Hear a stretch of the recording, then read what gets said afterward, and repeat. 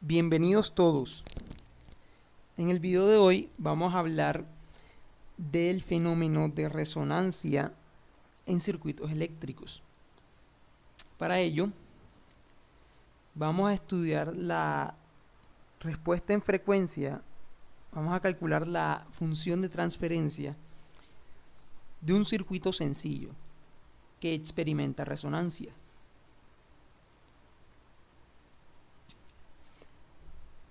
Este es el tema de resonancia.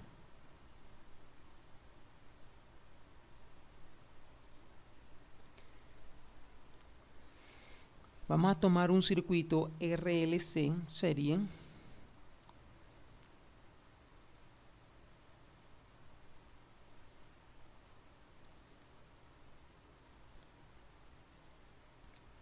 vamos a darle valores.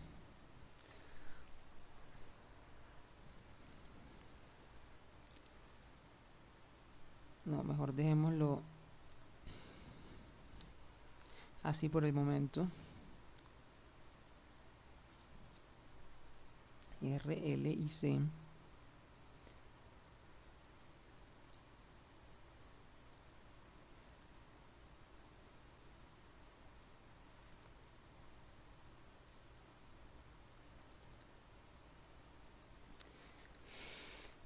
El circuito va a ser excitado por una fuente de tensión. Así que vamos a tener una tensión de entrada, VI. Y me interesa conocer cómo se comporta la corriente. Así que mi variable de salida va a ser IO. La función de transferencia de este circuito, H, función de J omega, va a ser IO sobre VI.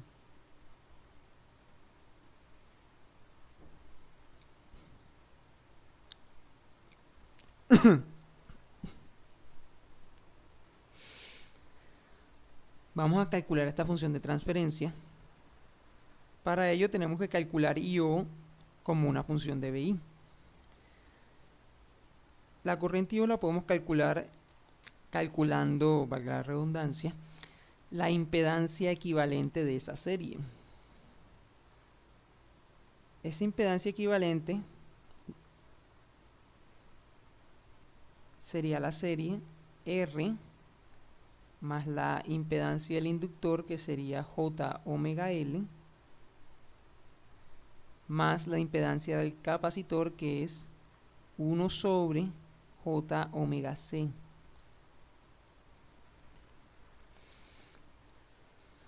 Entonces, la corriente de salida I0 por ley de Ohm sería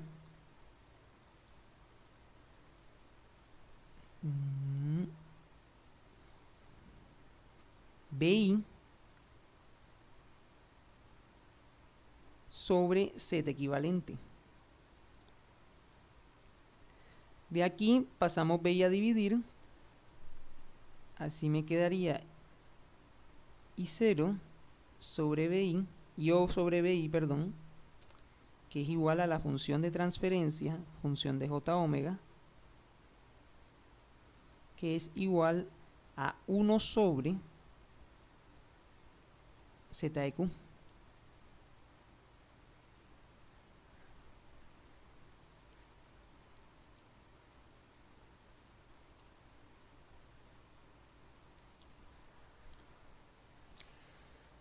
Ahora, eso es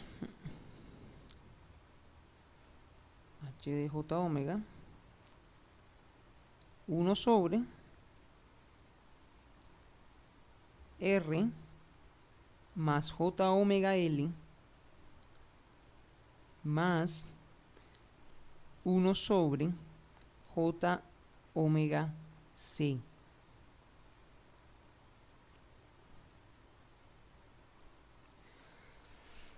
Esa fracción J omega C vamos a eliminarla,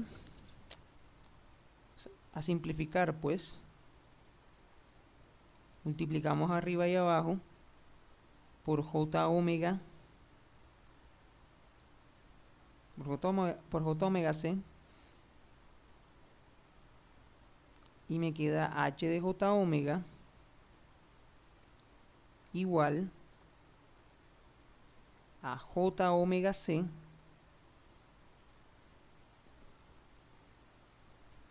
sobre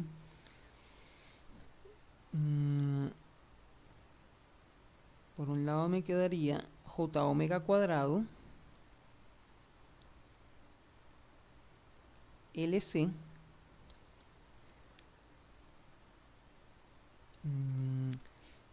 j omega cuadrado LC más j omega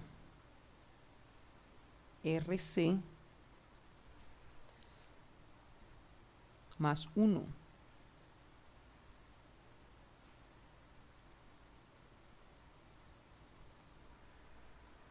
¿Ok?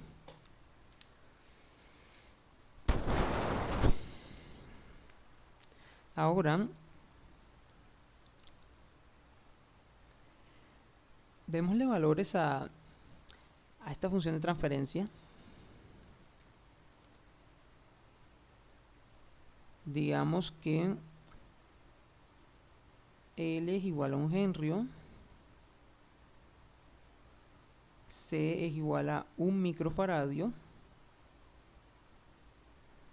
y R es igual a 1 ohmio.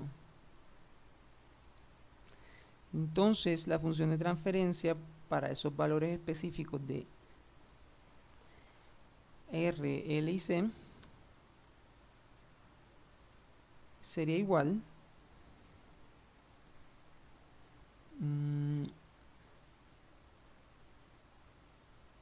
arriba me quedaría j omega por 1 micro, o sea, por 10 a la menos 6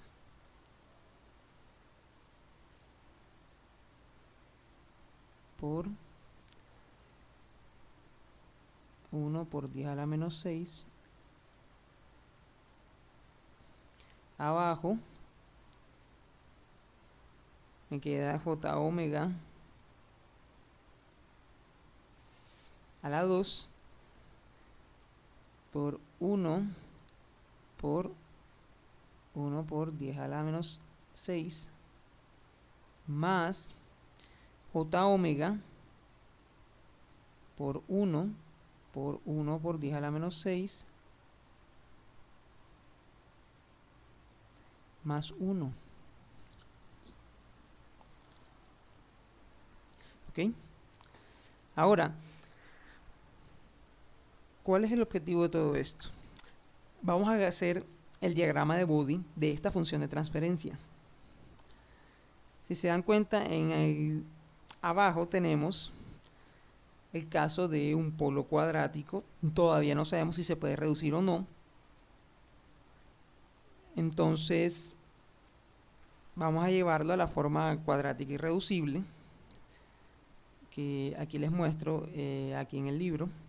Este es un polo cuadrático irreducible. Para que sea irreducible, el valor de esta letra llamada zeta debe ser un número menor que 1 en magnitud. Es decir, zeta debe estar entre menos 1 y 1. Menor estricto. Si zeta es 1 o es menos 1 o se sale de ese rango, entonces ese polo cuadrático se puede reducir. Vamos a llevar entonces nuestro polo cuadrático a esta forma y ver cuánto vale zeta. Si zeta es un número menor que 1, entonces es un polo cuadrático irreducible. Yo les mandé a que estudiaran este tema de los polos cuadráticos. Espero que lo hayan hecho. Si no, pues les resumo brevemente. La aproximación de Bode para estos polos cuadráticos es básicamente asumir que el valor de zeta es igual a 1. La aproximación que hace Bode que propone Bode en estos casos es hacer zeta igual a 1.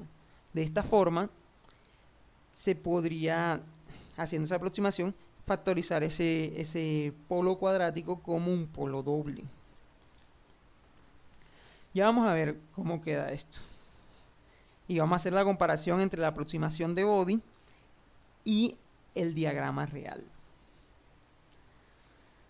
Entonces, para llevar el polinomio o el término cuadrático pues a esta forma, lo que tenemos que buscar es que la constante sea igual a 1. Y si se dan cuenta, ya aquí tenemos que la constante vale 1. Luego tenemos que determinar los valores de omega k, que sería la frecuencia del polo, y zeta. Entonces ya aquí tenemos, esto debe ser igual a, lo de arriba lo puedo dejar así, no hay problema.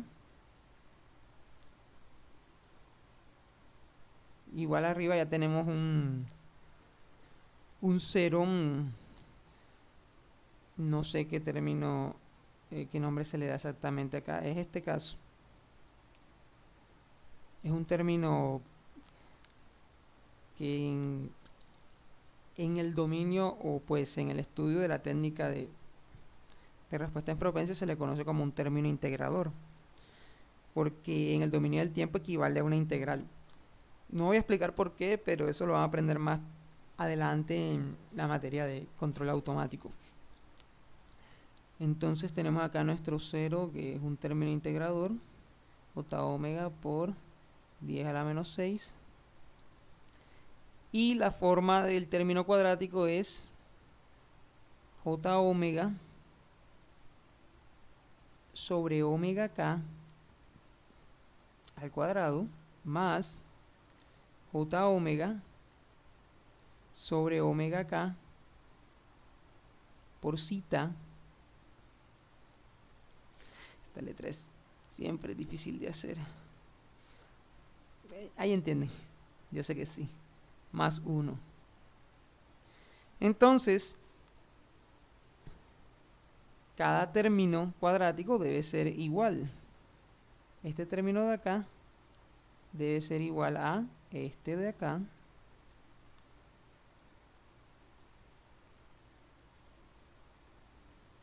¿Ok?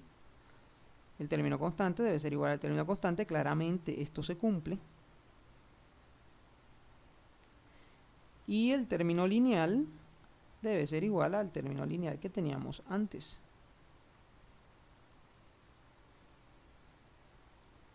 Entonces, del término cuadrático podemos hallar enseguida el valor de omega k. Tenemos entonces que j omega sobre omega k a la 2 es igual a j omega a la 2 por 10 a la menos 6. Este j omega cuadrado se cancela y me queda pues que 1 sobre omega k es igual a 10 a la menos 6. Este omega k al cuadrado, ¿no? Entonces, omega k es igual a 10 a la 3. O bueno, omega k al cuadrado es 10 a la 6, omega k es 10 a la 3. Omega k va a ser igual a 1000 radianes sobre segundo, que es frecuencia angular. Ahora que tenemos omega k, podemos utilizar la ecuación del término lineal para hallar zeta. Proseguimos por acá. Y en el término lineal tenemos que j omega por zeta sobre omega k es igual a j omega por 10 a la menos 6. El j omega se cancela.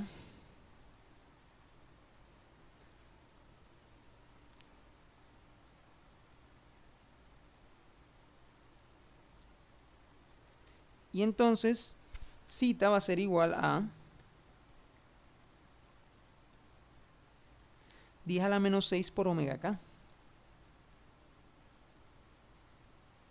omega k dijimos es 1000, 10 a la 3 por 10 a la menos 6 da 10 a la menos 3, o sea 1 sobre 1000. Zeta va a ser igual a 10 a la menos 3, que es 0.001.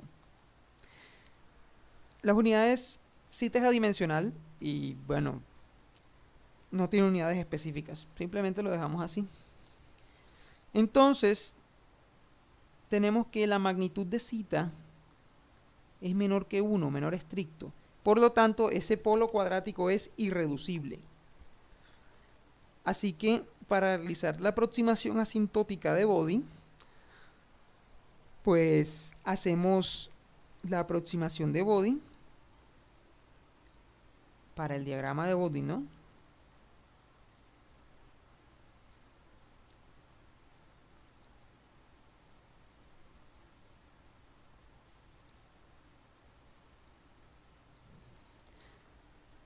Para el diagrama de Body asumimos que zeta es...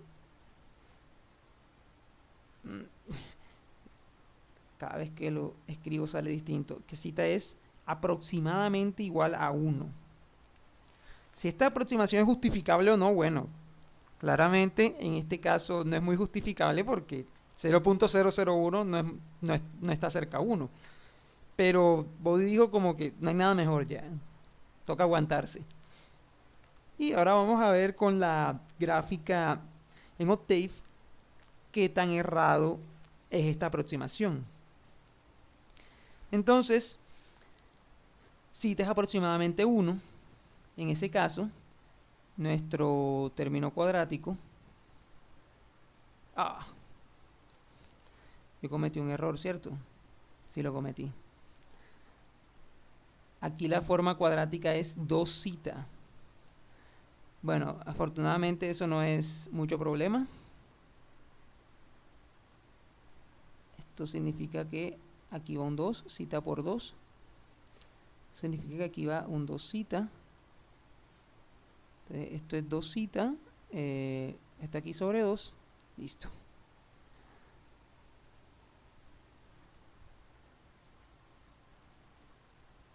Entonces zeta es 1 sobre 2000, que es 0.0005.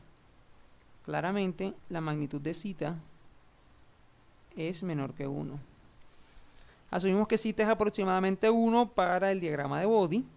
Entonces nuestro término cuadrático, que es j omega sobre omega k a la 2 más, ahora como zeta es 1, pues el término lineal quedaría simplemente 2j omega sobre 2j omega sobre omega k más 1. Y esto es un producto notable, es un trinomio cuadrado perfecto. Así que se puede factorizar como j omega sobre omega k más 1 a la 2.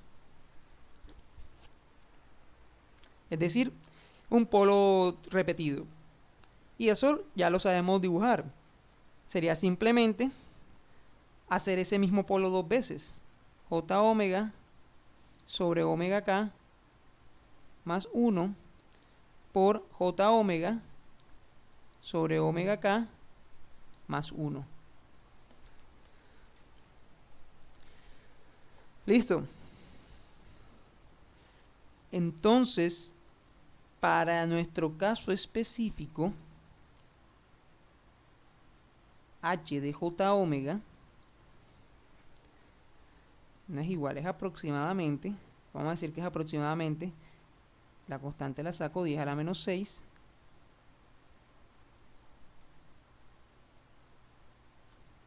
j omega sobre j omega dividido entre omega k, que es 1000, j omega sobre 1000 más 1 a la 2. Esa sería la forma de la función de transferencia para el diagrama de Body, que es una aproximación, ¿ok? Ya de una vez intuimos que esta aproximación no debería, pues, no tiene sentido que sea muy buena porque la aproximación es decir de rajatabla cita es igual a 1. Y pues en nuestro caso cita para nada es, ni es igual ni es para nada cercano a 1. Es casi 0. Veamos igual qué pasa. Vamos a Octave.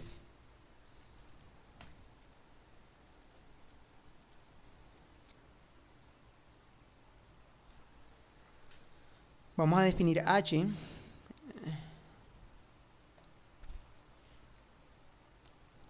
De nuevo, como me da flojera escribir j omega, voy a escribir s. Ya ustedes saben que después reemplazo s por j omega. H, que es una función de s, que es... Voy a utilizar el h, ¿cómo se llama? El h verdadero, es decir, este h de acá, para saber cómo da la gráfica real. Y después, ahí sí utilizo este h, el h aproximado, para la aproximación de body y compararlas en la misma gráfica. Entonces h es 10 a la menos 6, 1e menos 6, que multiplica a s, pues arriba tenemos j omega, que es simplemente s, entre, arriba tenemos s sobre 1000 a la 2,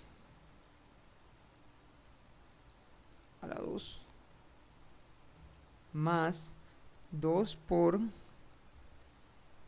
es más, sí, vamos a definir los parámetros enseguida. Zeta es 1 sobre 2000, les dije. ¿Sí es? Y omega k, que es la frecuencia del término cuadrático, del polo cuadrático, es 1000. Listo. Ahora sí, h igual a una función de s, que es 1e menos 6, la constante, multiplicado por s, dividido entre s entre omega k a la 2 más 2 por zeta por s entre omega k más 1. ¿Ok? 10 a la menos 6.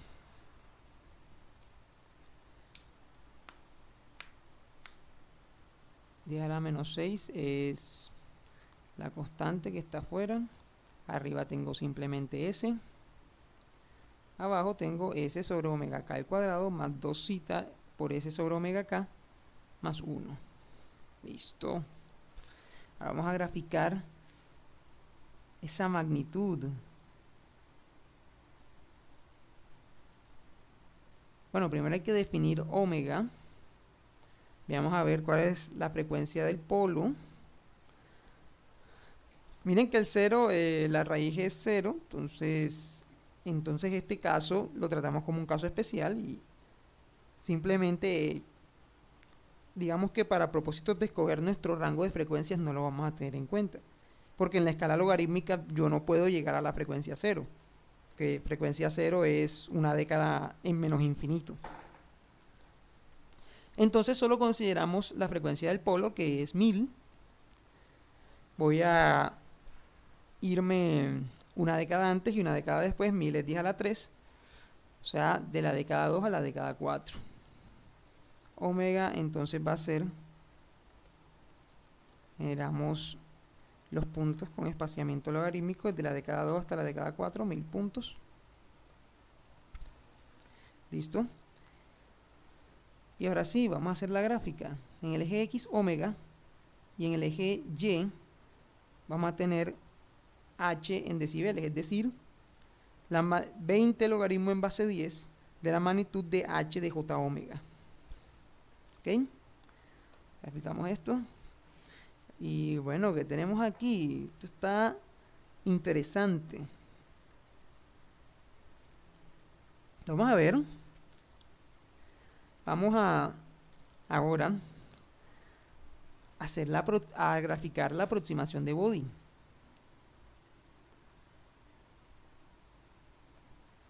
Hold on para que no me borre la gráfica.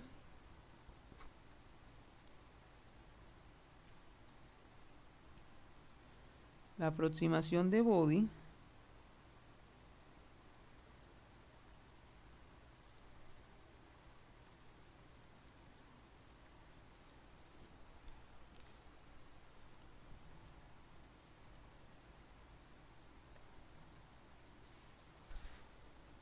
digamos logaritmo 10 de omega, logaritmo 10 de la frecuencia de corte, que es 1000, o sea, la de cada 3. Como es un polo repetido, simplemente lo cogemos y lo multiplicamos por 2. Y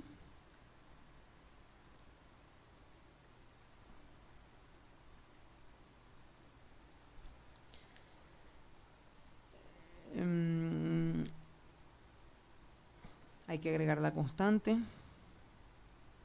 La constante es 10 a la menos 6, 20 logaritmo de 10 a la menos 6, logaritmo base 10 de 10 a la menos 6 es menos 6. Menos 6 por 20 es menos 120. Entonces esta constante es menos 120 decibeles, el polo, y tenemos que sumarle el 0. El 0, pues, según la aproximación de body, en realidad, de hecho, exactamente también, en la gráfica o en el dominio de la frecuencia logarítmica, la fórmula sería simplemente 20u, es decir, 20 veces la década, la pendiente 20, y como debe valer 0 decibeles a la frecuencia 1, pues aquí agregaría simplemente 20u, donde u es logaritmo en base 10 de omega.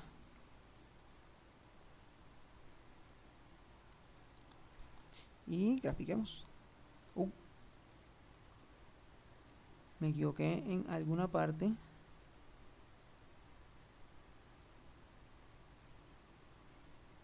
Ya. Un error de paréntesis. Ok.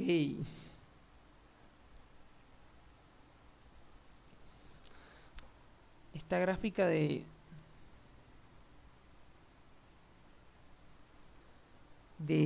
body, perdón, está bastante desfasada, pero aún así creo que cometí un error.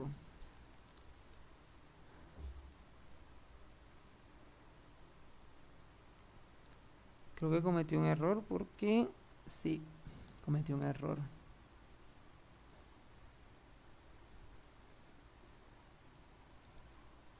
Ahora sí. Fue mi culpa, lo siento.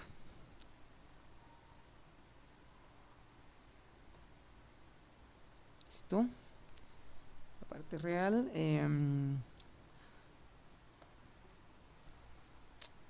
Perdón, mi culpa.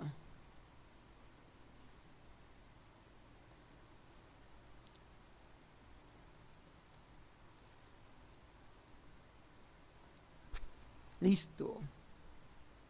Entonces, bueno, cuando nos alejamos de la frecuencia del polo como tal, pues el comportamiento asintótico se cumple.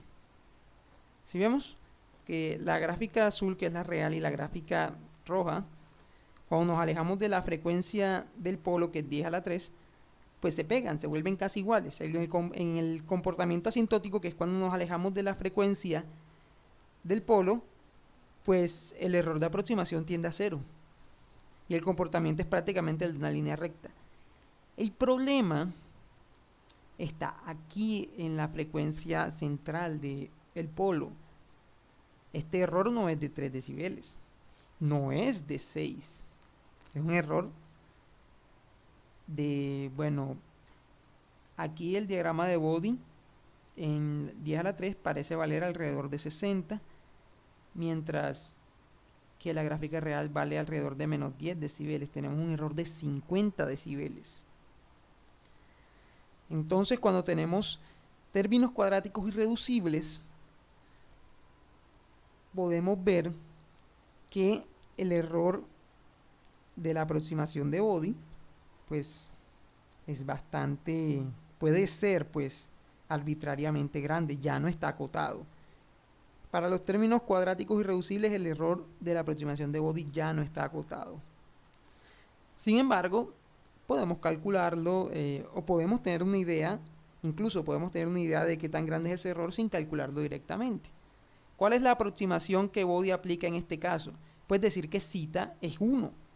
O sea que mientras más esté zeta alejado de 1, mayor va a ser el error de la aproximación de body. Si zeta no valiera 1, sino 0.99, la aproximación de body sería bien buena.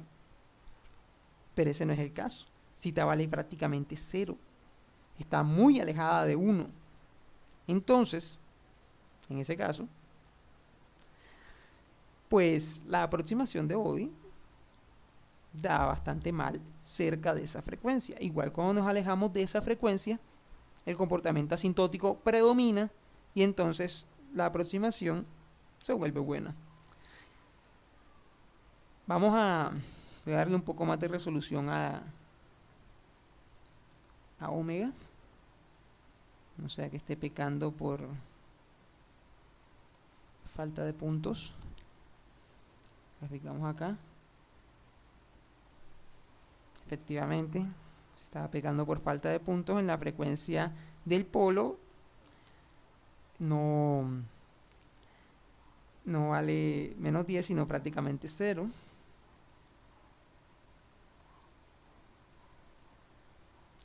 O sea que tenemos un error de aproximadamente de 60 decibeles. Para los que estudiaron el caso del término cuadrático, pues ya deberían ser familiares con este error. Aquí en el libro lo discuten, si se dan cuenta. Hablan de este pico. En este caso, como tenemos un 0, pues aquí en las frecuencias bajas, la pendiente del término del polo cuadrático no es 0, es una pendiente positiva, porque está la pendiente del 0 ahí, que tenemos la función de transferencia completa.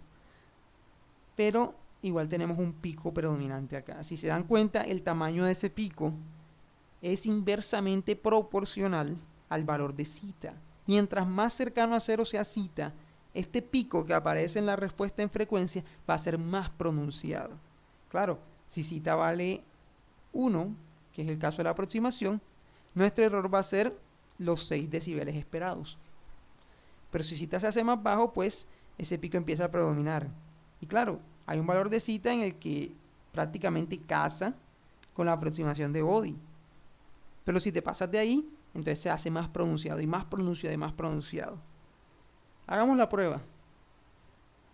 Voy a cambiar el valor de zeta y lo voy a hacer igual a 0.99 para que vean que la aproximación mejora bastante y el error se vuelve prácticamente los 6 decibeles esperados a tener dos polos.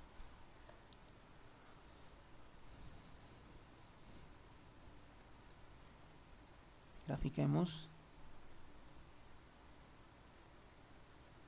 Tengo que volver a calcular el H.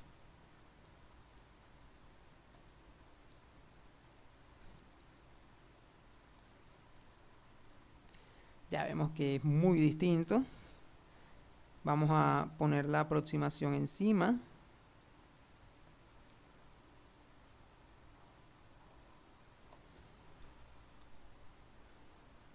Entonces, si se dan cuenta, el error es de aproximadamente 6 decibeles en la frecuencia del polo, como era de esperarse. Y pues, dependiendo del valor de zeta, el error de la aproximación de body en este caso puede ser bastante grande. Ahora, recordemos que zeta está asociado al término lineal. Si este término lineal desaparece, por ejemplo, si R fuera igual a 0, este término lineal desaparecería y zeta claramente sería 0, ¿cierto? De hecho, sí, zeta lo podemos calcular en función de R. El punto es que si R es 0, zeta es 0. ¿Qué pasará si zeta es exactamente 0? Vamos a hacer el ejercicio, de hecho. Si zeta es exactamente 0, voy a irme más por acá.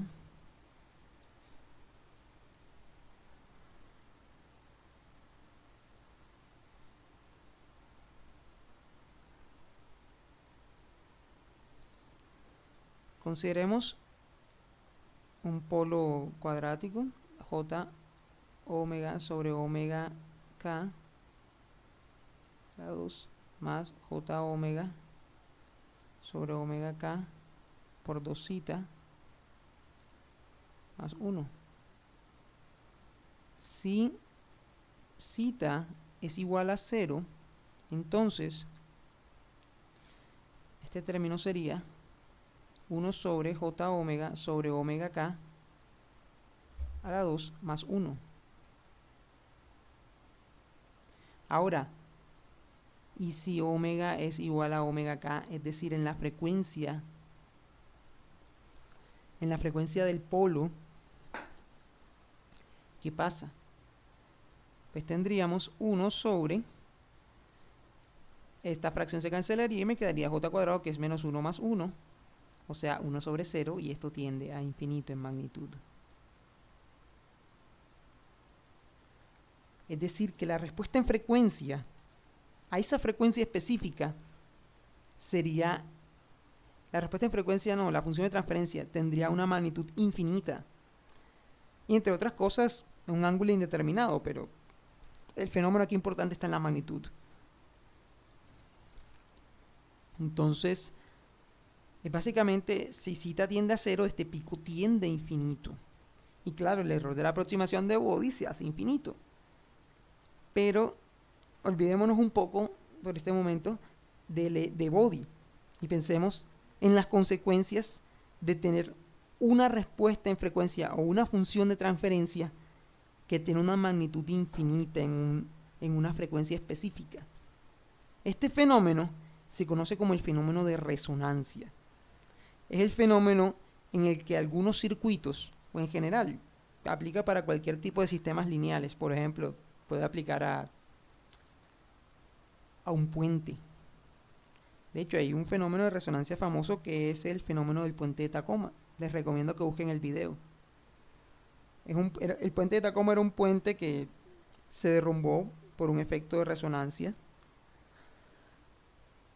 Pensemos, para que se hagan una idea, el hecho de que la función de transferencia tenga una magnitud infinita implica que ante una excitación finita, es decir, si yo le aplico a este circuito una tensión BI a la frecuencia de resonancia, que más específicamente se llama así a la frecuencia de resonancia, si R es 0, la corriente va a tender a infinito. ¿Sí es claro? Y esto físicamente pues tiene muchas implicaciones que pueden ser desastrosas.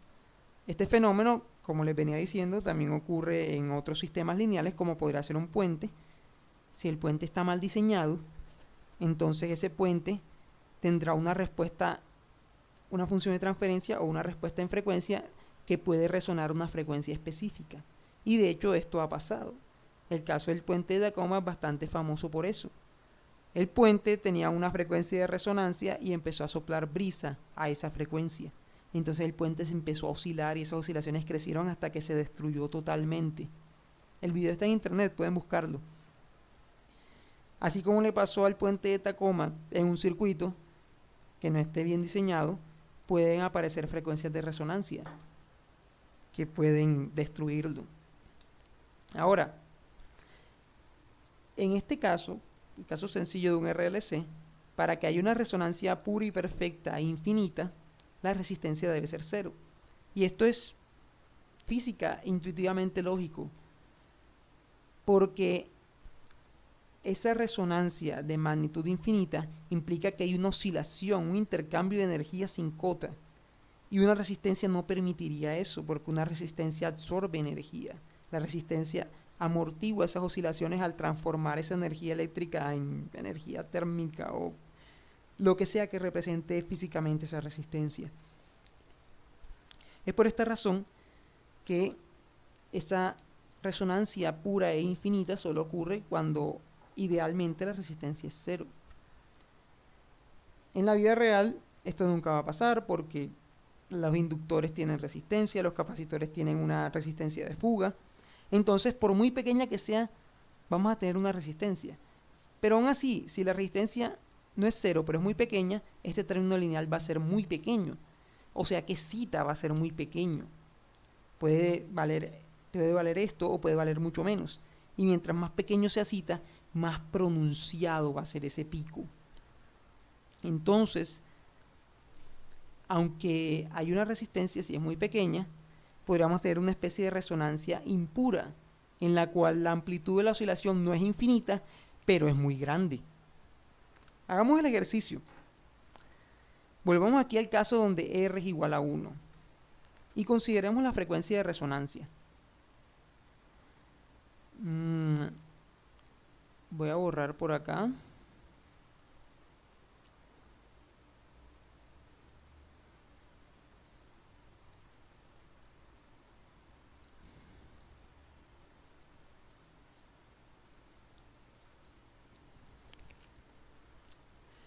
Consideremos omega igual a 1000 radianes sobre segundo.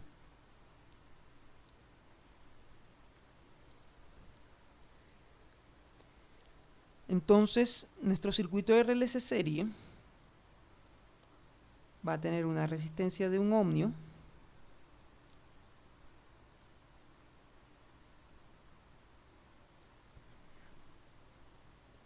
la inductancia, recordemos que es un henrio, o sea, J omega, J 1000 por 1, J 1000.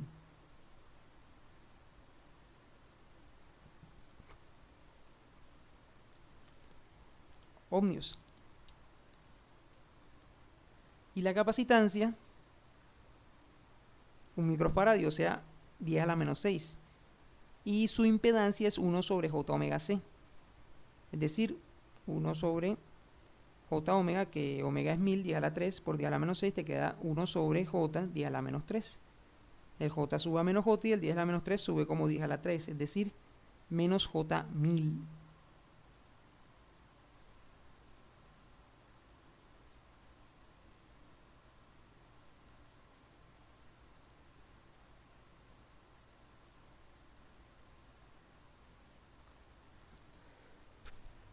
Y recordemos que nuestra función de transferencia es una entrada de tensión, una salida de corriente. Pueden apreciar algo raro, o bueno, algo notorio en este circuito. Miremos la impedancia equivalente del circuito. Tenemos un ohmio más J1000 menos J1000, lo cual me da un ohmio, una impedancia equivalente puramente real. Como se podrán imaginar, si ya se hicieron a la idea, la condición de resonancia, no solo para el caso de RLC serie, sino para cualquier circuito en general, es cuando la impedancia equivalente solamente es real. Es decir, la condición de resonancia, no lo voy a demostrar, pero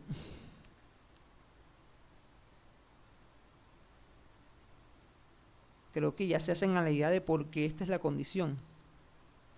Bueno, más adelante la escribimos. La condición de resonancia es que es la frecuencia a la cual la componente reactiva de la impedancia equivalente se hace cero, o sea que se vuelve solamente real. Quiero, antes de redactar ese hallazgo importante, quiero analizar un poquito más el circuito de esta frecuencia. Digamos que el fasor de entrada BI es 1 voltio. Es más, digamos que es 5 voltios. Digamos que esto es parte de un circuito electrónico y está alimentado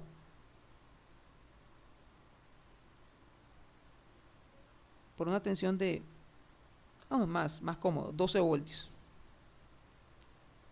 Ángulo de cero. Que puede ser, digo yo, puede representar una batería. Claro que esto está a frecuencia de 1000, ¿no? Pero así como esta resonancia ocurre a frecuencia de 1000, digamos que podría ocurrir a frecuencia de... a otra frecuencia. Bueno, no es DC, ¿cierto? No es DC. Digamos que 5. 5 el ángulo de cero. Tenemos BI.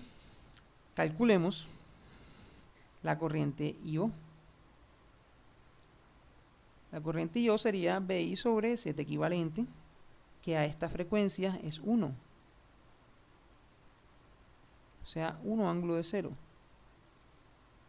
Amperios. Y ahora, pregunta. ¿Qué tensión cae en el capacitor, por ejemplo? La tensión del capacitor sería igual a la Z del capacitor por la I de la serie, o sea, IO. Esto sería menos J1000. Perdón, aquí me equivoqué. La tensión es 5 y la impedancia es 1, o sea que la corriente da 5, ángulo de 0. Ahora sí, la tensión del capacitor es igual a la Z del capacitor por la corriente IO. O sea, menos J1000 por 5 menos J5000. Es decir, 5000 al ángulo de menos 90 voltios. Y bueno, en un circuito que digamos que está diseñado para trabajar a 5 voltios, a la frecuencia de resonancia, yo veo tensiones mucho más grandes. Este circuito puede que haya sido diseñado para trabajar a tensiones en el orden de los 5 voltios, 10 voltios, pero a la frecuencia de resonancia los elementos experimentan tensiones del orden de los 5000 voltios. Estamos viendo 5000 voltios de tensión para una entrada de 5 voltios. Si es claro, el efecto de la resonancia. La resonancia produce una amplificación bárbara en nuestras tensiones o corrientes. Pero esta amplificación es bien selectiva, solo ocurre a unas frecuencias bien específicas. Claro, si mi frecuencia no es 1000, sino 1001, pues las tensiones no van a ser tan altas, las corrientes no van a ser tan altas, pero aún así van a ser bastante altas. La diferencia no va a ser mucha. La amplificación no cambia bruscamente desde la frecuencia del polo si yo me muevo un poquito hacia un lado. Cambia de forma continua. Pero el punto es que para las frecuencias bien cercanas a esa frecuencia de resonancia, la amplificación es masiva. Y eso puede ser dañino para los circuitos. Estamos hablando de que un circuito diseñado para funcionar a 5 o 10 voltios en resonancia puede experimentar tensiones de miles de voltios que claramente dañarían ese capacitor en la vida real y producirían muchos más daños. El inductor tampoco aguantaría semejante tensión probablemente. El aislamiento podría ceder y generar un corto. Pero bueno, ya se hacen a la idea. Estamos hablando de un fenómeno que produjo el colapso completo de un puente ante una simple brisa. No fue que la brisa fuera fuerte, fue que el puente no estaba diseñado, no estaba bien diseñado en el sentido de que curiosamente experimentó resonancia a la frecuencia de ese viento. Búsquenlo, el puente de Tacoma. Fue precisamente este fenómeno el que despertó el interés del estudio de respuesta en frecuencia y el estudio de modos de resonancia y de oscilación. Porque es que en esa época nada de eso se había estudiado. No es que el puente estuviera mal hecho, es que los ingenieros simplemente no sabían que ese tipo de cosas podían ocurrir. A veces en la ingeniería aprendemos así, a las patadas, después del desastre. Pero bueno, voy a volver a cambiar el valor de cita, volvamos al 1/2000.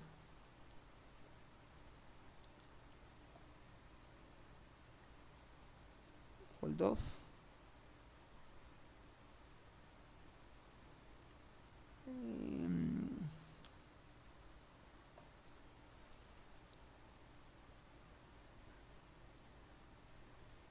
Me desconectó. Bueno,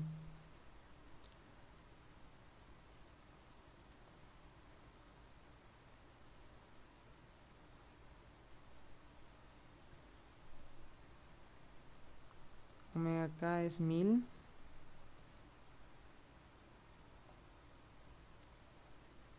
Cita, bueno, ya está cita. Listo. Si se dan cuenta, la frecuencia de resonancia es 1000. Las frecuencias que están muy, muy, muy cerca también experimentan parte de la resonancia. No a la misma magnitud, pero también experimentan una amplificación significativa. ¿Ok? Entonces, ahora sí, la condición fundamental para resonancia en circuitos eléctricos.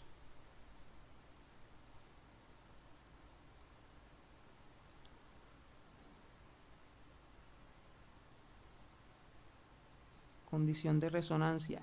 Esto aplica en general para cualquier circuito RLC, con importar cuántas R o cuántas L o C tenga. La frecuencia de resonancia no necesariamente va a ser única. Hay circuitos que pueden experimentar varias frecuencias de resonancia. Condición fundamental de resonancia.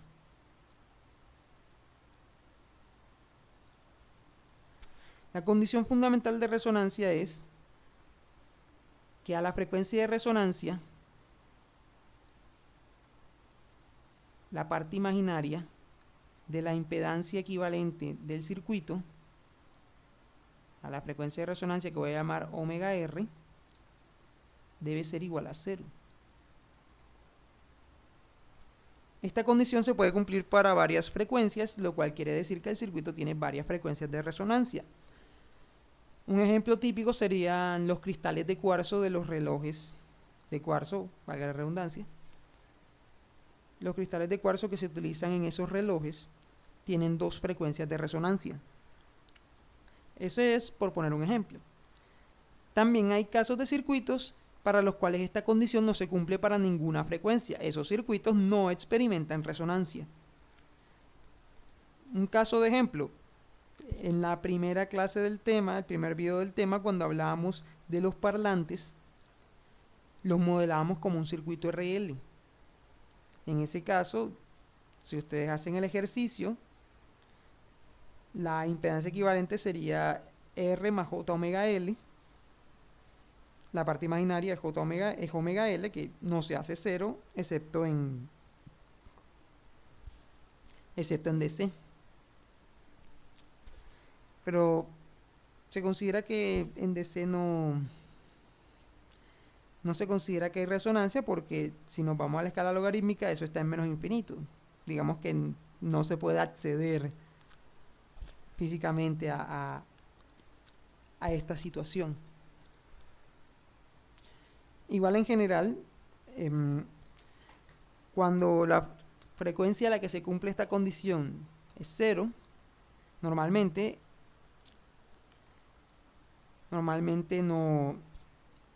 la característica no es típica de un circuito resonador.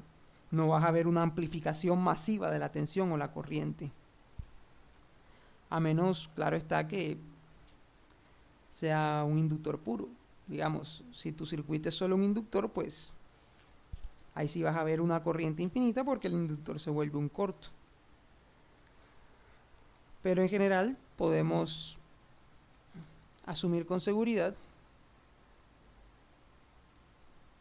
que esta condición exige que la frecuencia debe ser mayor estricta que 0.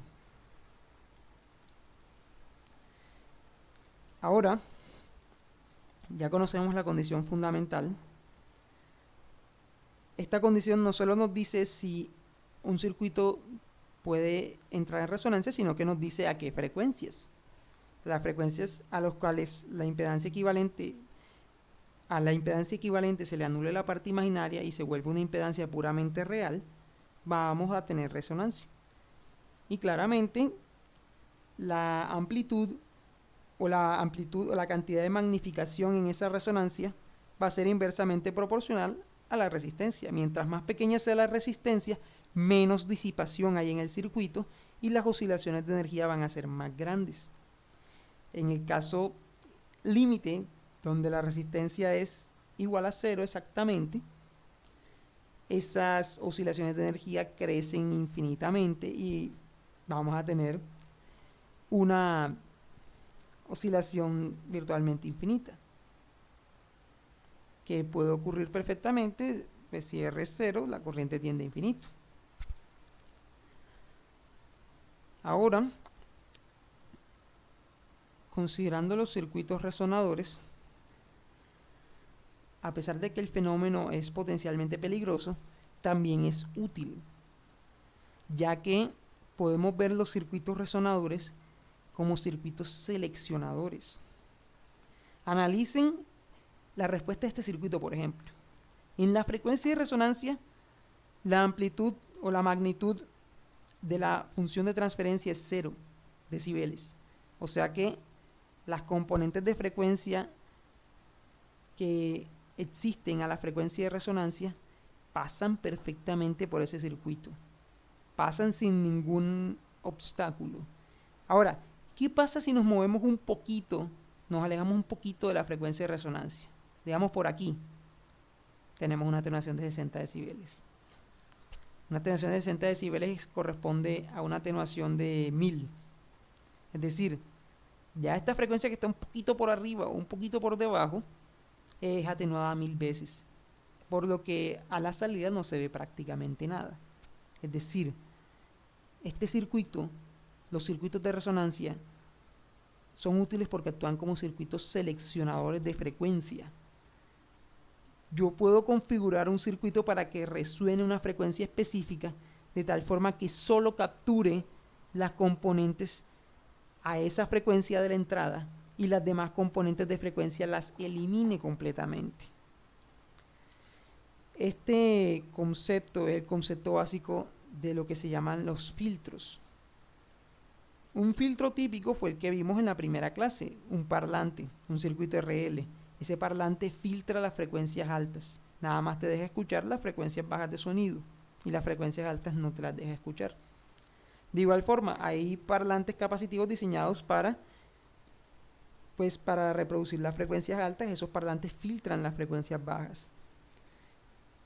En el caso de ingeniería de sonido, como tú quieres escuchar todas las frecuencias, tú normalmente los equipos de alta fidelidad tienen varios tipos de parlantes para que dejen pasar las frecuencias en diferentes rangos, de tal manera que al final tú escuches todo.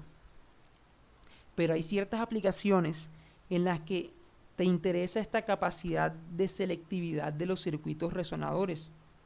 Por ejemplo, en radio y televisión. ¿Cómo ocurre la transmisión de información en radio y televisión? Para explicárselo de una forma bien básica,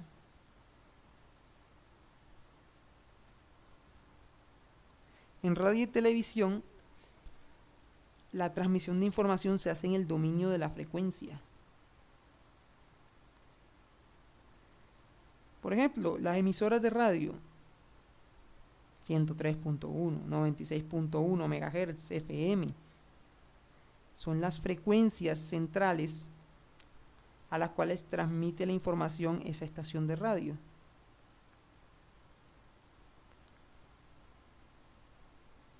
Entonces,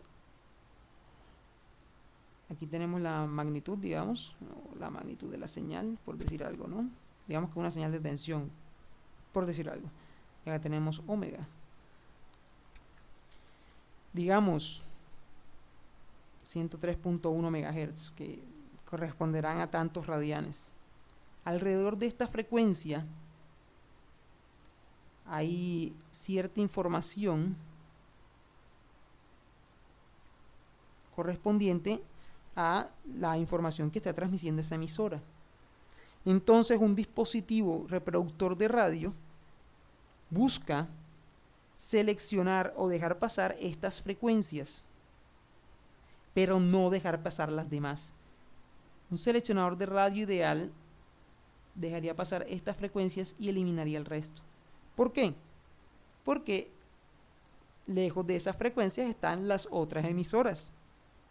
Por eso cada emisora tiene una frecuencia central distinta, para que no interfieran entre sí. Si todos estuvieran a la misma frecuencia, el seleccionador del radio captaría todas las señales de todas las estaciones al mismo tiempo y la información la escucharías todas al mismo tiempo. No podrías indistinguir ninguna, porque habría interferencia. Entonces cada emisora está en una banda de frecuencia distinta y el seleccionador del radio está diseñado para dejar pasar una banda de frecuencia bien estrecha que a medida que tú vas ajustando, pues él va rodando ese seleccionador en el dominio de la frecuencia. Si voy ajustando este filtro, digamos, que deja pasar esta banda de frecuencia, se va moviendo y puede dejar pasar esta. O podría dejar pasar la otra. El punto es que ese filtro seleccionador solo debe dejar pasar una banda bastante angosta. En ese caso, ya que si no se produciría interferencia. Entonces, esa es una aplicación en la que los circuitos resonadores son útiles. Ahora, ¿qué tan bueno es un circuito resonador para esas aplicaciones específicas? Es entonces donde se introducen varios parámetros para cuantificar la calidad de un circuito resonador específico.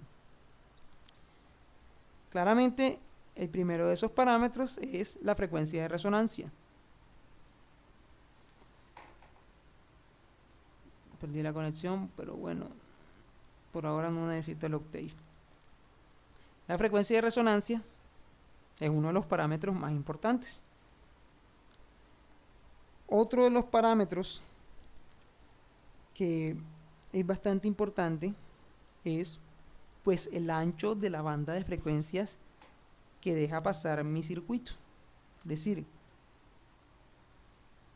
este ancho. Ahora, como vieron ustedes, la forma de la respuesta en frecuencia no es un rectangulito perfecto que escoge todas las frecuencias dentro de la banda y las demás las elimina completamente. La selección o la atenuación que se le aplica a las frecuencias es continua.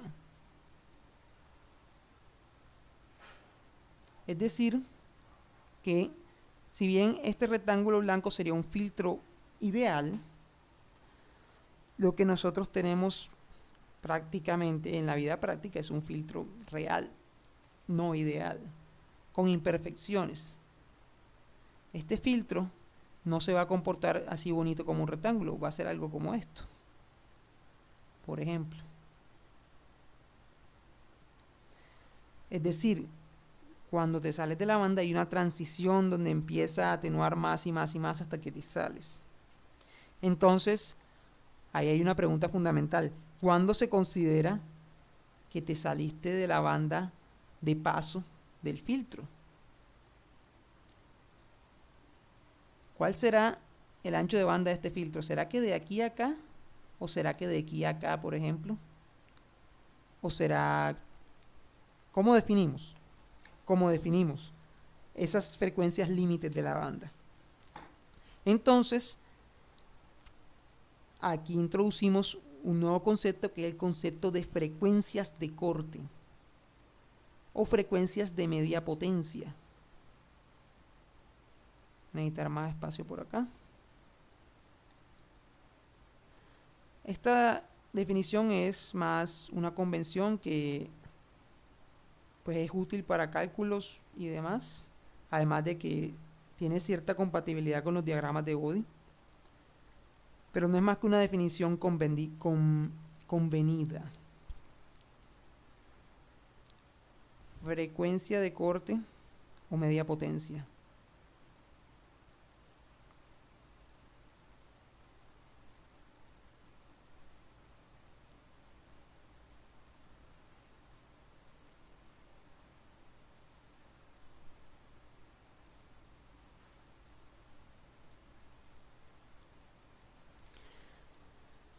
Para definir la frecuencia de corte o de media potencia, pues tenemos que hablar, como su nombre le indica, de potencia.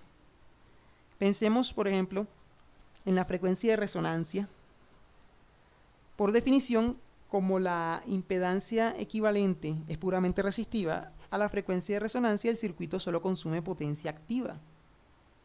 Entonces, la potencia activa en resonancia, pues en general, como vamos a estar trabajando con circuitos lineales, yo puedo escribir un equivalente Thevenin, que como dijimos va a ser una impedancia equivalente, y esa impedancia va a estar alimentada por la fuente que excita al sistema, ya sea una fuente de tensión o de corriente. Entonces esta potencia en resonancia va a ser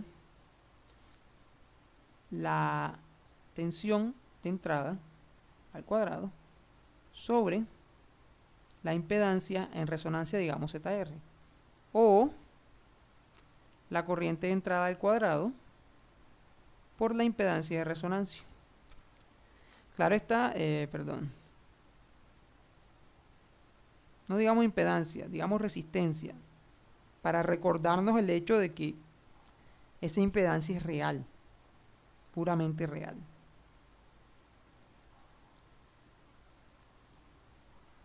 Esa es la potencia entregada en la salida en la resonancia. Como en la resonancia es el punto donde se produce la máxima amplificación, esta es la potencia máxima que entrega el circuito, salvo que, claro está, que el circuito tenga varias frecuencias de resonancia, en cuyo caso tendrá varios anchos de banda y varias frecuencias de corte, cada una asociada a su frecuencia de resonancia.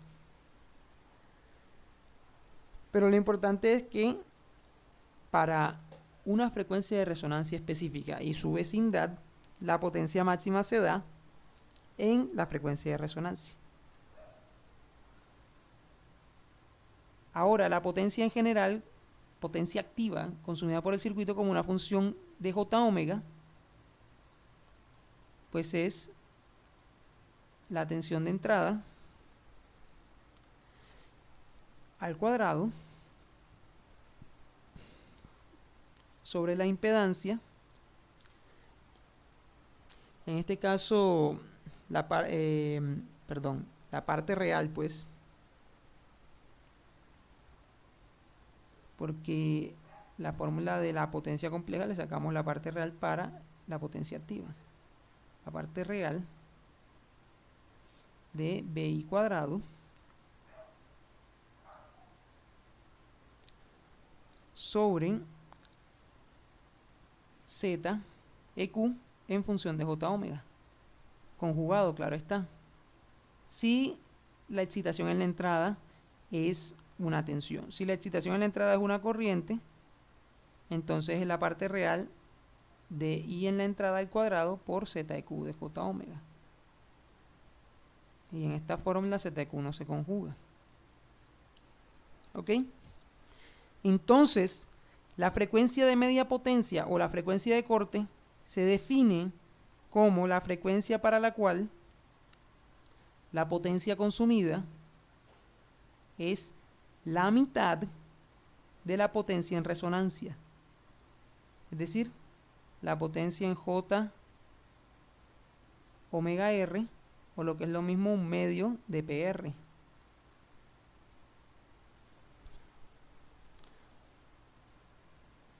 esto aquí, para que no se les olvide, es la potencia evaluada en la frecuencia de resonancia. Entonces es claro el nombre. Claro está que a medida que variamos la frecuencia, lo que varía no es la excitación, no varía B ni varía I, varía la impedancia equivalente. ¿Ok? Es decir, que la potencia es proporcional a la magnitud de la función de transferencia. La potencia es proporcional a la magnitud de H, de J omega.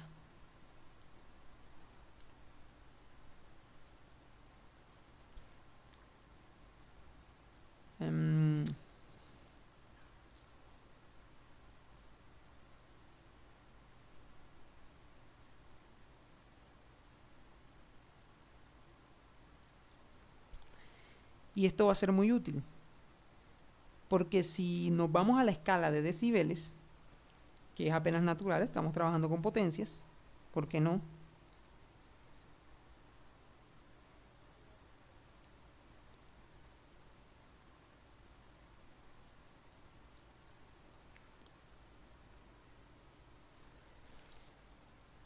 La potencia de resonancia en decibeles sería 10 veces el logaritmo, base 10,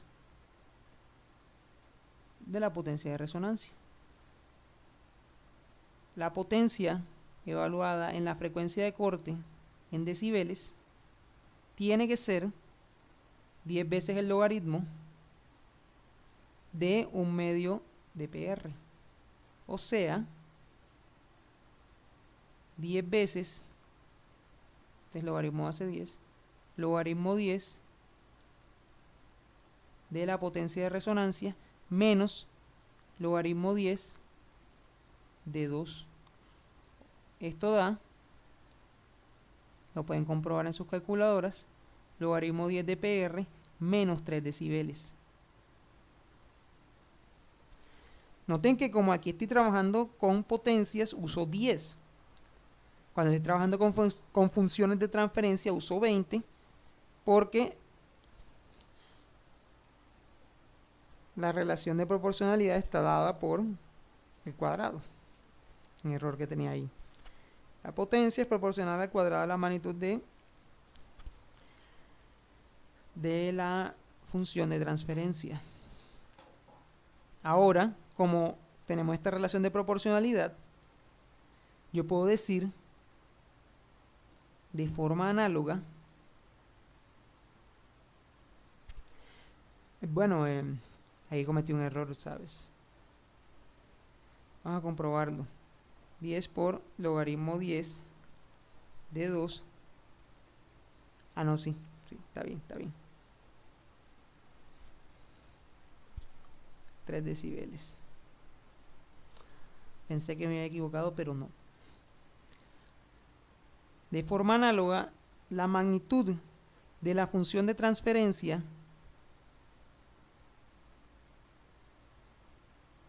evaluada en la frecuencia de corte, las frecuencias de corte, como se podrán imaginar, suelen ser 2 para cada frecuencia de resonancia. En decibeles es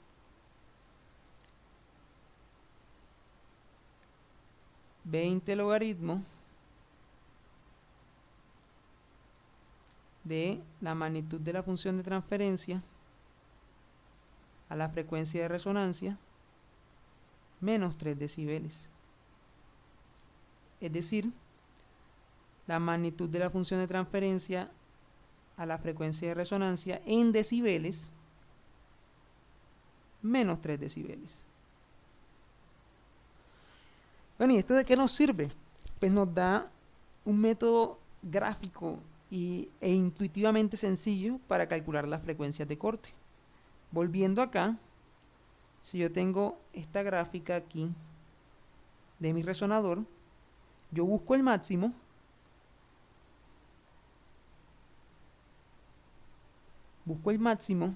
que se da en la frecuencia de resonancia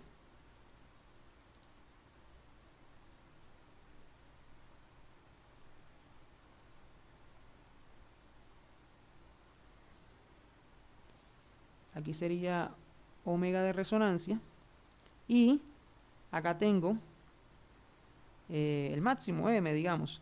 A ese máximo le resto 3 decibeles, m menos 3, y miro dónde corta la gráfica. La corta en 2 puntos. Estos puntos son las dos frecuencias de corte, que voy a llamar omega 1 a la menor y omega 2 a la mayor. Esto se ve muy pequeño, ¿cierto? Estoy acabando la pizarra.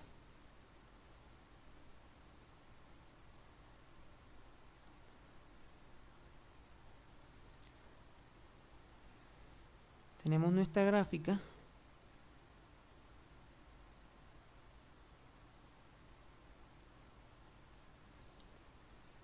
Tenemos el diagrama de Bode de la magnitud de nuestro resonador.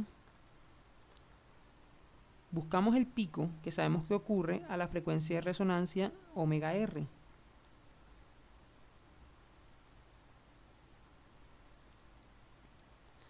Eso me va a dar un máximo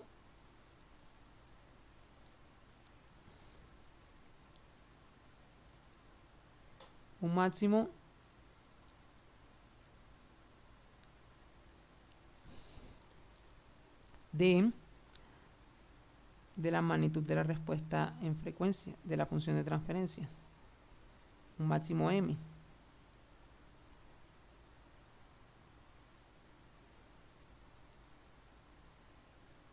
A ese m le resto 3 decibeles y miro a qué frecuencias se cumple esa magnitud de m menos 3 decibeles. Las dos frecuencias para las que se cumple van a ser omega 1 y omega 2. Omega 1 la que es menor que la frecuencia de resonancia y omega 2 la que es mayor. ¿Ok? Entonces, ahora sí, estamos en capacidad de definir el ancho de banda. El ancho de banda es la distancia entre omega 1 y omega 2. Es decir, convenimos suponer que el rango de frecuencias para el cual la potencia transmitida es mayor que la mitad del máximo es un rango de frecuencias que está pasando aceptablemente bien. Las frecuencias que experimentan una atenuación tal que la potencia de salida llega a ser menor a la mitad del máximo son frecuencias que convenimos decir que están bastante atenuadas y por lo tanto están siendo filtradas. Entonces, el ancho de banda es ese intervalo de frecuencias que pueden transmitir una potencia por lo menos igual a la mitad del máximo que ocurre en la frecuencia de resonancia. Entonces, tenemos esta distancia acá. Esta distancia es el ancho de banda B. Y B es simplemente omega 2 menos omega 1. Voy a anotar aquí definiciones de omega 2 y omega 1. Omega 2, omega 1 se define como la frecuencia para la cual la magnitud de la función de transferencia cae 3 decibeles respecto a la de resonancia.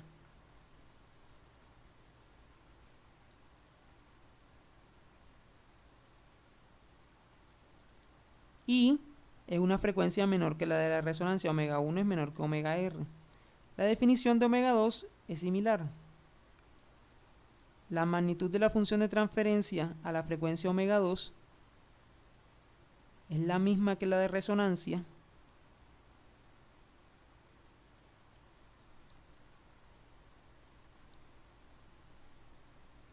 menos 3 decibeles.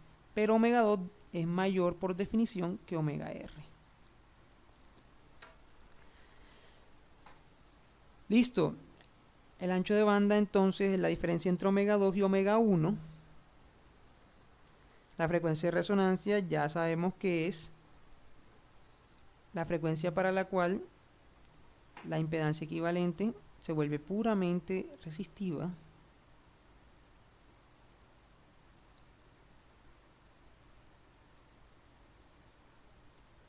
Omega 1 y omega 2 son las frecuencias de corte.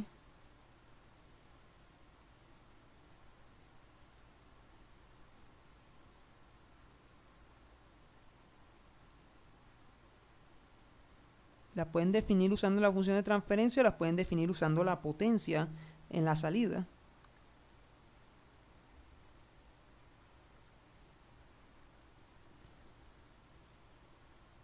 Las definiciones son equivalentes.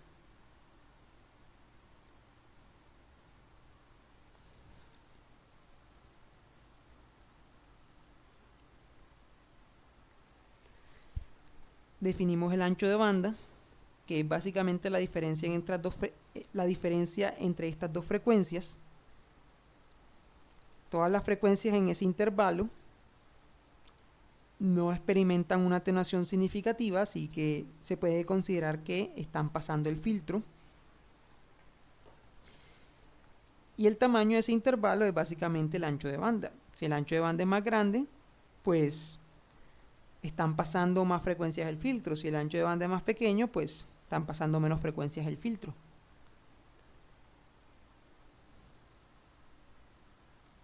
Esto es ancho de banda.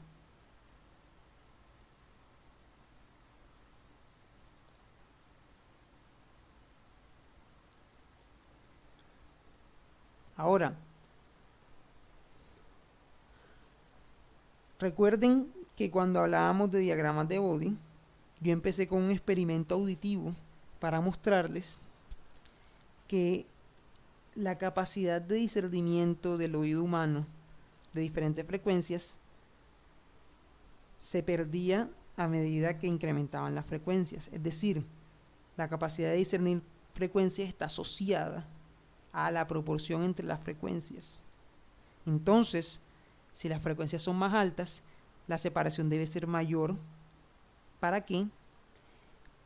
Para que podamos tener la misma capacidad de diferenciarlas con respecto a un par de frecuencias que están en un rango más bajo.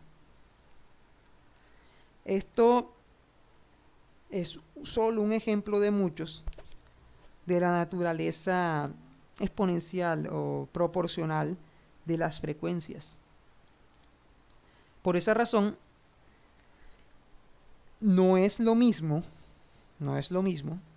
tener, por ejemplo, un ancho de banda de 10 Hz con una frecuencia central de 100 Hz, o sea que la banda va de 95 a 105, a tener un ancho de banda de 10 Hz con una frecuencia de resonancia o central de 10 millones o 10 megas, porque entonces la banda iría de 9.999.995 a 10 millones y 5. Claramente, un filtro que es capaz de mantener un ancho de banda de 10 a una frecuencia central de 10 millones es mucho más selectivo que uno que puede tener un ancho de banda de 10 pero a una frecuencia central de 100 Hz. Por esa razón, introducimos un concepto que normaliza estas diferencias relativas a la frecuencia central y es el ancho de banda relativo o el ancho de banda porcentual, podrían verlo así, que es simplemente el ancho de banda dividido entre la frecuencia de resonancia. Entonces, si mi ancho de banda, no quiero escribirlo por aquí, digamos, si mi ancho de banda es, si mi banda va de 95 a 105, digamos, 95, 100 y 105, donde 95 es omega 1, 100 es omega R y omega 2 es 105, eso es un ancho de banda relativo de 10%.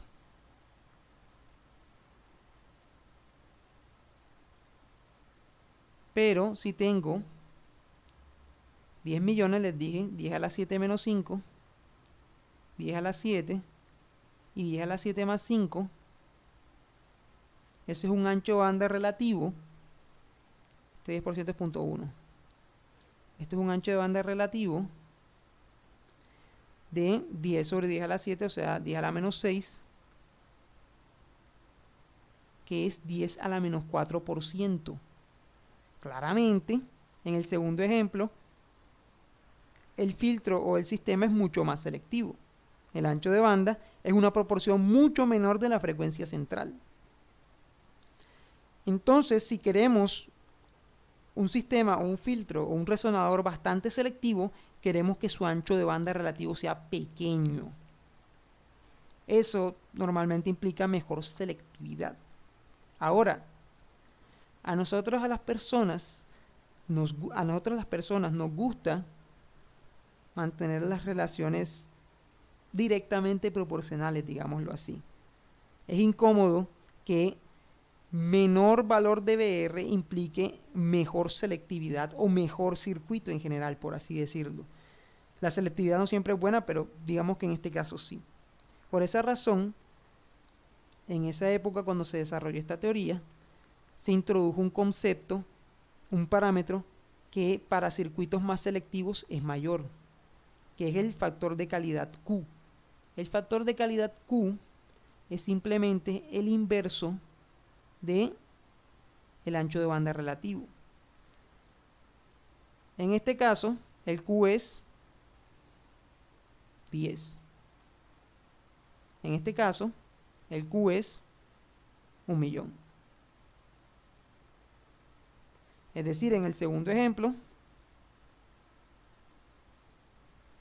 tenemos un sistema muchísimo más selectivo que en el primer ejemplo, porque su factor de calidad es mucho mayor. Un factor de calidad Q mayor, un parámetro Q mayor implica mayor selectividad. Es decir, Q más grande, mejor circuito, si tu interés es la selectividad. A los ingenieros de la época que desarrollaron esta teoría les parecía más cómodo trabajar con el factor Q o el parámetro Q. Entonces van a encontrar en los libros que principalmente hablan de el parámetro Q, factor de calidad.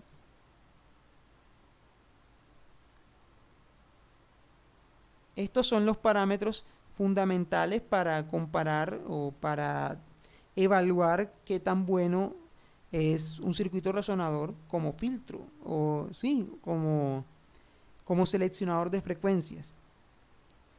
Son 5 parámetros principales: omega 1, omega R, omega 2, donde omega 1 es la frecuencia de corte inferior, omega R es la frecuencia de resonancia, omega 2 es la frecuencia de corte superior, el ancho de banda B absoluto, que suele ser de interés también, y el factor de calidad Q.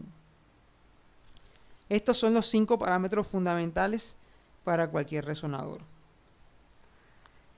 Existen fórmulas para topologías de resonadores específicas como el RLC serie que hicimos de ejemplo, el RLC paralelo. Esas dos la encuentran en el SADICU.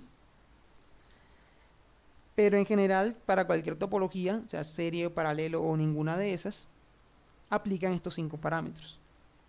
Y sus interpretaciones se aplican igual también. ¿Ok? Entonces, ya se extendió bastante la lección. Vamos a dejar por el momento aquí.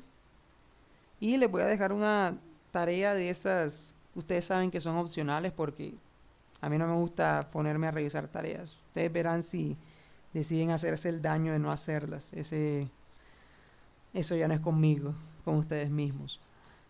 La tarea es calcular estos parámetros para el resonador del ejemplo.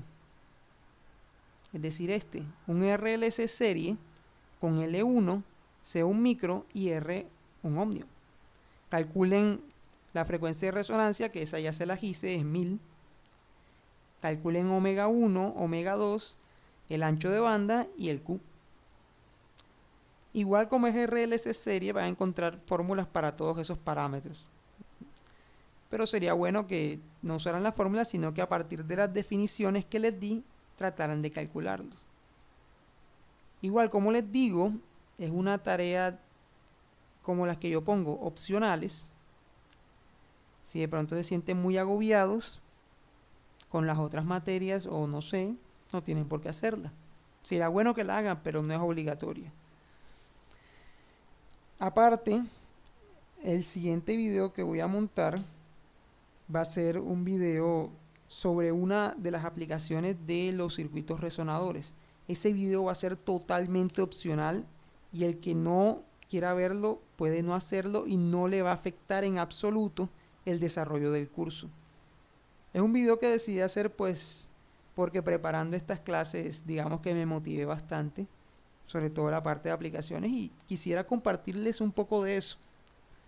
Pero soy bastante consciente de que no es su obligación ir tan a profundidad.